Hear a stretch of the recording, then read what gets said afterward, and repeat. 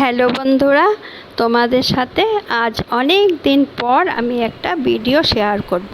লাউ ঘন্ট মাছের মাথা দিয়ে, আবার মাথা ছাড়াও। চলো দেখে নিই। প্রথমে একটি লাউ আমি নিয়ে নেব, তারপর ভালো করে খোসা ছাড়িয়ে জলে খুব সুন্দর করে ধুয়ে নেব।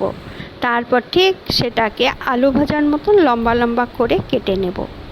তুমি যেইভাবে খুশি কেটে নিও তোমার মতো করে, তবে এইভাবে আলু ভাজার মতন কাটলে বেশি ভালো হয়।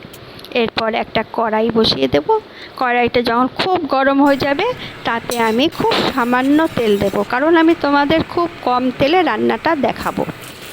এরপর তেজপাতা, শুকনো লঙ্কা আর জিরে ফোড়ন দিয়ে একটু ভেজে নেব, যতক্ষণ না একটা সুন্দর গন্ধ বেরিয়ে আসে। তেল বেশি দিলে তো ভালো লাগেই খেতে, কম তেলেও রেঁধে দেখো কেমন লাগে। এবার এক টুকরো দু টুকরো ছোট ছোট টুকরো আদাটাকে গ্রেট করে নিয়েছি, আর একটু জিরের গুঁড়ো ওতে দিয়ে একটু জল দিয়ে কষিয়ে নিলাম। সামান্য একটু জল দেবে, দিয়ে মশলাটাকে ভালো করে মিশিয়ে দিতে লাগবে। দেখো ঠিক এইভাবে দেখে নাও। তারপর এতে যখন একটু ভাজা ভাজা হবে, এতে একটা টমেটো ফালি করে রেখেছিলাম আর বেশ 4-5টার মতন কাঁচা লঙ্কা চিড়ে এর মধ্যে দিয়ে দেবে। আবার একটু নাড়াচাড়া করে এতে একটু হলুদের গুঁড়ো, এটা লঙ্কার গুঁড়ো দিয়েছি আমি, তুমি চাইলে দিতেও পারো না দিতে পারো। আর সামান্য একটু নুন দিয়ে তারপরে একটু জল মিশিয়ে ভালো করে মশলাটাকে মিশিয়ে দিতে হবে। তারপর একটু হলুদ গুঁড়ো দিয়ে দিবে এর মধ্যে। খুব সুন্দর করে মশলাটাকে ভাজতে থাকবে। মনে রেখো, গ্যাসটা আবার বাড়িয়ে রেখো না, তাহলে কিন্তু মশলা কষার আগেই পুড়ে যাবে।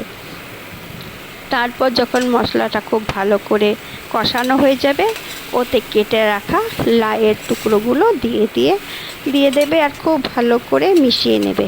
দেখো ঠিক এইভাবে। আর লাউয়ের টুকরোগুলো যখন দেবে, তখন আরেকটু নুন এর মধ্যে মিশিয়ে দেবে, নিজের স্বাদ মতো নুন দেবে। খুব বেশি নুন দেবে না, আবার কম হলেও তো ভালো লাগবে না খেতে। তারপর মশলাটাকে পুরো লাউয়ের মধ্যে খুব ভালো করে মিশিয়ে নেবে। দেখো ঠিক এইভাবে। তারপর একটা কিছু দিয়ে কড়াইটা ভালো করে ঢেকে দেবে, আর একদম পুরো ঢেকে দেবে। আর গ্যাসটাকে একদম লো টু মিডিয়াম করে দেবে, হাইয়ে কিন্তু একদম রাখবে না। তারপর দেখবে লাউ থেকে জল ছাড়তে আরম্ভ করেছে, আর লাউটা সেদ্ধও হয়ে যাচ্ছে। বারবার একটু উঠিয়ে নাড়াচাড়া করে আবার তুমি ঢেকে দেবে। এইভাবে দেখো হতে হতে এক সময় জল শুকিয়ে আসবে, লাউ সেদ্ধ হয়ে যাবে। দেখছো ঠিক এইভাবে।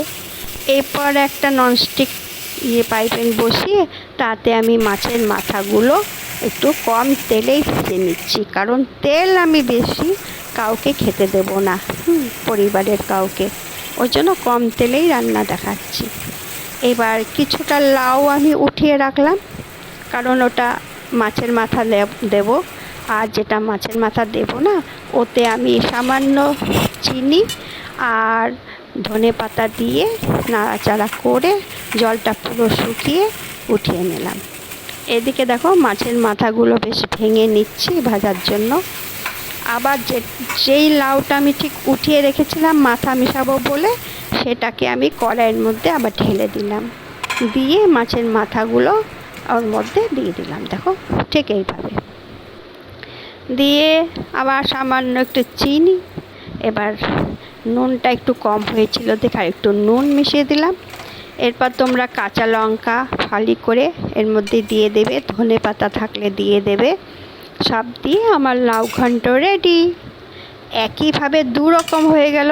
যারা মাথা মেশানো খাবে না তাদের